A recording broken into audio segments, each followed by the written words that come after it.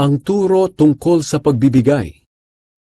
Mag-ingat kayo at baka ang paggawa ninyo ng mabuti ay pakitang tao lang. Sapagkat kung ganyan ang ginagawa ninyo, wala kayong matatanggap na gantimpala mula sa inyong amang nasa langit.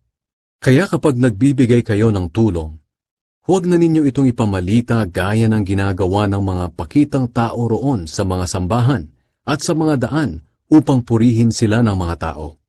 Ang totoo, tinanggap na nila ang kanilang gantimpala. Sa halip, kung magbibigay kayo ng tulong, huwag na ninyo itong ipaalam kahit sa pinakamatalik nyong kaibigan, upang maging lihim ang pagbibigay ninyo. At ang inyong amang nakakakita sa ginagawa ninyo ng lihim, ang siyang magbibigay ng gantimpala sa inyo. Ang turo tungkol sa pananalangin. Kapag nananalangin kayo, huwag kayong tutulad sa ginagawa ng mga pakitang tao. Mahilig silang manalangin ng nakatayo sa mga sambahan at sa mga kanto ng lansangan para makita ng mga tao. Ang totoo, tinanggap na nila ang kanilang gantimpala. Sa halip, kung mananalangin kayo, pumasok kayo sa inyong kwarto at isara ang pinto, at saka kayo manalangin sa inyong ama na hindi nakikita. At ang inyong ama na nakakakita sa ginagawa ninyo ng lihim ang magbibigay ng gantimpala sa inyo.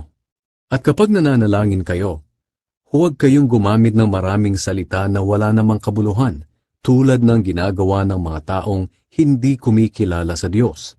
Akala nila ay sasagutin sila ng Diyos kung mahaba ang kanilang panalangin. Huwag niyo silang gayahin, dahil alam na ng inyong ama kung ano ang kailangan ninyo, bago pa man ninyo ito hingin sa Kanya. Kaya manalangin kayo ng katulad nito. Ama naming nasa langit, sambahin nawa kayo ng mga tao. Naway magsimula na ang inyong paghahari, at masunod ang inyong kalooban dito sa lupa, tulad ng sa langit. Bigyan niyo po kami ng aming pagkain sa araw-araw. Patawarin niyo kami sa aming mga kasalanan, tulad ng pagpapatawad namin sa mga nagkasala sa amin.